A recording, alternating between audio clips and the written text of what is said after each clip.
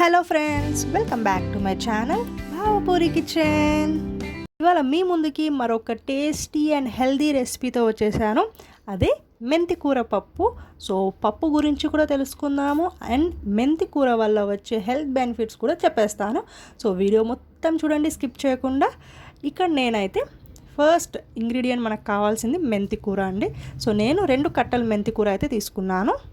ఏ ఆకుకూరలో అయినా ఎక్కువ మట్టి దుమ్ము ఉంటుంది కాబట్టి సో వాటిని మనం 2 to 3 టైమ్స్ శుభ్రంగా కడుక్కున్నాం అనుకోండి, ఆ మట్టి అనేది పోయిద్ది. లేకపోతే మనం చేసిన రెసిపీలో ఆ మట్టి అనేది అక్కడక్కడ తగులుతూ ఉంటుంది, అస్సలు బాగోదు.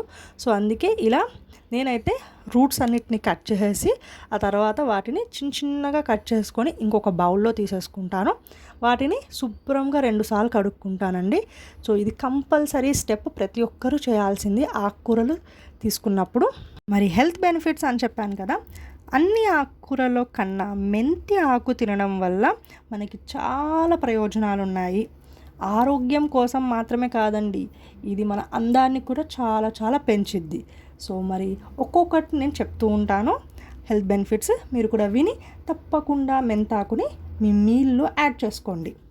మెంతి కూరలో తక్కువ క్యాలరీస్ ఉంటాయి మరియు ఎక్కువ పీచు ఉంటుంది అన్నమాట. సో దీనివల్ల పొట్ట మనకి నిండిపోయినట్టు అనిపించింది. తక్కువ తీసుకున్నా కూడా మెంతి కూర మనకి పొట్ట ఈజీగా నిండిపోయినట్టు అనిపించిద్ది అండి. సో దీనివల్ల వెయిట్ లాస్కి బాగా పనిచేసిద్ది.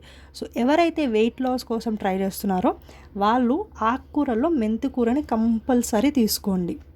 సో నేనైతే ఒకసారి వాష్ చేసేసాను, మరొక్కసారి వాష్ చేసుకుంటున్నాను. సో కంపల్సరీ చెప్పాక 2 టైమ్స్ వాష్ చేసుకోవాలి. ఏ ఆకుకూర అయినా కూడా మీరు డిఫరెన్స్ మీకే అర్థమై చూడండి. ఫస్ట్ టైం ఎంత మట్టి కనిపించిందో సెకండ్ టైం ఎంత క్లీన్ ఉంటుంది వాటర్ కూడా. అలాగే మనకి మెంతి కూరలో vitamin A and vitamin C ఉంటుంది. సో దీనివల్ల ఏమైందంటే మధుమేహం ఉన్న వాళ్ళకి అండ్ చర్మ సమస్యలతో బాధపడే వాళ్ళందరికీ కూడా చాలా చాలా మంచిదన్నమాట.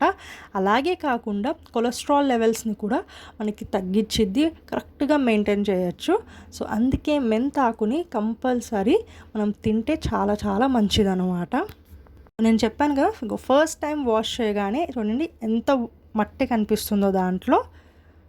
సో అందుకే నేను మళ్ళీ 2 టైమ్స్ వాష్ చేస్తున్నాను. సెకండ్ టైం కూడా ఇలాగే క్లీన్గా వాష్ చేసుకుంటే మనకు ఆ మట్టి అనేది మొత్తం పోయిద్ది అండ్ క్లీన్గా ఉంటుంది. మెంతులు తినడం వల్ల మనకి డైజెషన్ ప్రాబ్లమ్స్ తగ్గిద్ది అని చెప్పి చాలామంది చెప్తారు.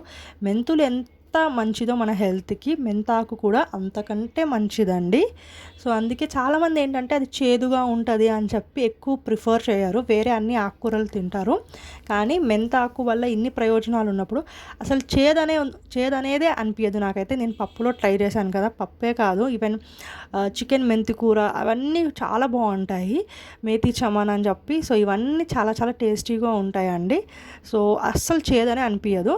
నేను చెప్పిన పద్ధతిలో మీరు కూడా చేసుకోండి. ఫస్ట్ మెంతి కూర పప్పు ట్రై చేయండి. తినని వాళ్ళు చేదని ఫీల్ అయ్యేవారు పప్పులో వేసి ట్రై చేయండి, మీకే అర్థమయ్యిద్ది.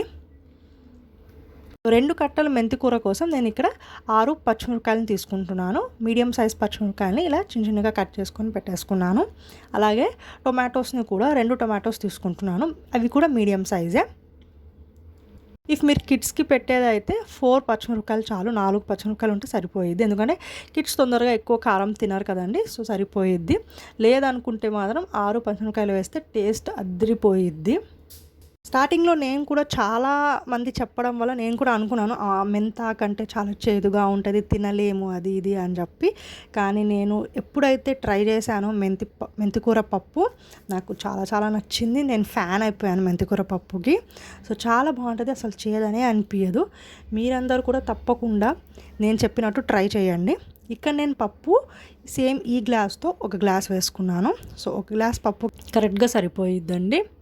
సో 1 గ్లాస్ పప్పు కోసం నేను ఇక్కడ 1 గ్లాస్ వాటర్ వేసుకున్నాను. సేమ్ గ్లాస్తో నేను వాటర్ కూడా యాడ్ చేసుకున్నాను. అలాగే మనం ముందుగా కట్ చేసి పెట్టుకున్న పచ్చిమిరపకాయలు, టమాటాలని కూడా యాడ్ చేసేసాను. అండ్ 1/2 టీ స్పూన్ పసుపు యాడ్ చేసుకోండి. అలాగే ముందుగా కట్ చేసి పెట్టుకున్న మెంతాకును కూడా వేసేయండి. ఇక్కడ ఏమైందంటే నేను స్టార్ట్ చేసే ముందు మెంతాకుని కొంచెం టేస్ట్ చేశానండి, కొంచెం ఎక్కువ చేదుగా అనిపిస్తుంది. రెగ్యులర్గా అంటే కూడా కొంచెం ఎక్కువ చేదు ఉంది.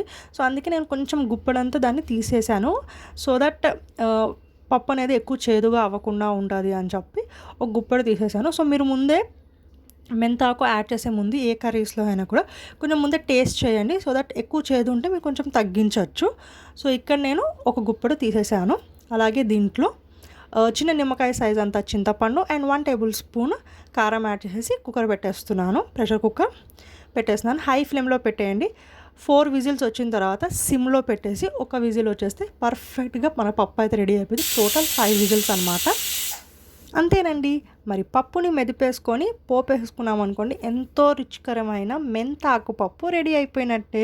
సో మీకు ఆల్రెడీ ముందే చెప్పాను కదా, మెంతాకు వల్ల హెల్త్ బెనిఫిట్సే కాదు మన అందానికి కూడా చాలా ఉపయోగాలు ఉన్నాయని చెప్పి. సో మెంతాకు పేస్ట్ అంటే కొంచెం వాటర్ యాడ్ చేసి మిక్సీ పట్టేసుకున్నాం అనుకోండి, ఆ పేస్ట్ని మనం ఫేస్కి పింపుల్స్ వచ్చినప్పుడైనా లేకపోతే ఎక్కువ మచ్చలు ఉంటాయి కదా ఫేస్ మీద, అప్లై చేసేసుకొని మనము ఆరిన తర్వాత గోరువెచ్చని నీరుతో వాష్ చేసుకున్నాం అనుకోండి, చాలా చాలా మంచిది. ఇలా వీక్లీ ట్వైస్ తప్పకుండా చేయండి. మరి నేను మీ అందరితో ఒక మంచి రెసిపీని షేర్ చేసుకున్నాను కదా. సో మీరందరూ కూడా please like, share, comment and subscribe to my channel. Tata bye.